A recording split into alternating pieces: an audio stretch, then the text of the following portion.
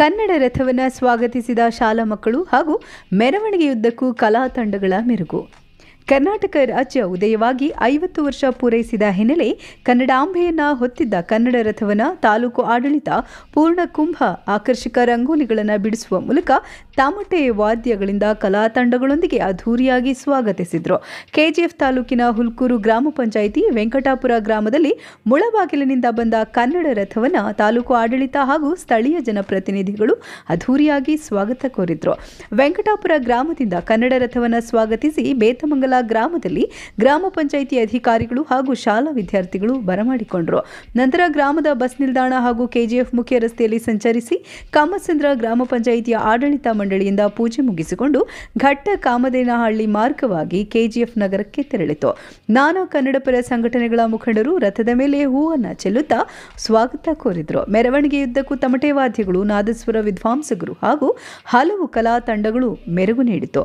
KGF tahsildar Nagaveni, EO Manjunath, ಕ್ಷೇತ್ರ ಶಿಕ್ಷಣಾಧಿಕಾರಿ ವೆಂಕಟಾಚಾರಿ, CDPO Rajesh, ಸರ್ಕಾರಿ ನೌಕರರ ಸಂಘದ ಅಧ್ಯಕ್ಷ ನರಸಿಂಹಮೂರ್ತಿ, ಶಿಕ್ಷಕರ ಸಂಘದ ಅಧ್ಯಕ್ಷ ನಾಗಭೂಷಣ್, ಗ್ರಾಮ ಪಂಚಾಯಿತಿ ಅಭಿವೃದ್ಧಿ ಅಧಿಕಾರಿಗಳಾದ ಹೊಲ್ಕೂರು ಮಂಜುನಾಥ್, ಬೇತಮಂಗಲ ಮಂಜುನಾಥ್, ಕಾಮಸಂದ್ರ ವಸಂತ್, ಘಟ್ಟ ಕಾಮದೇನಹಳ್ಳಿ ಕೇಶವರೆಡ್ಡಿ, ಗ್ರಾಮ ಪಂಚಾಯಿತಿ ಅಧ್ಯಕ್ಷರಾದ ಸೊಣ್ಣಮ್ಮ, ರಮೇಶ್, ವಿನು, ಕಾರ್ತಿಕ್, ಸಮಿಯಾಲ್, ಆಮು, ಲಕ್ಷ್ಮೀನಾರಾಯಣ್, ನಾಗರಾಜ್, ದಾಮೋದರ ರೆಡ್ಡಿ, ಶಂಕರ್, ವೆಂಕಟರಮಣ, ಸುರೇಶ್, ಜಯರಾಮ್ ರೆಡ್ಡಿ ಸೇರಿದಂತೆ ಸ್ಥಳೀಯ ಜನಪ್ರತಿನಿಧಿಗಳು, ಎಲ್ಲ ಶಾಲಾ ವಿದ್ಯಾರ್ಥಿಗಳು ಹಾಗೂ ಅಪಾರ ಸಂಖ್ಯೆಯ ಕನ್ನಡ ಅಭಿಮಾನಿಗಳು ಭಾಗವಹಿಸಿದರು.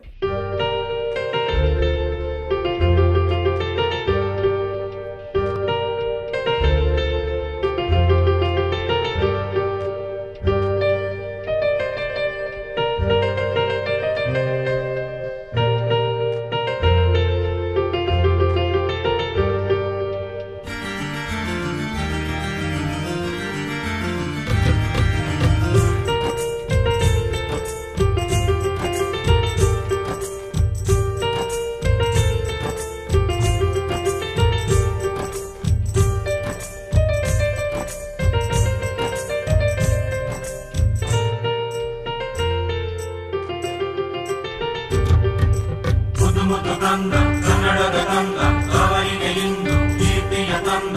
ಮುದು ಗಂಧ ಕನ್ನಡದ ಗಂಧ ಅವರಿಗೆ ಇಂದು ಕೀರ್ತಿಯ ತಂದ.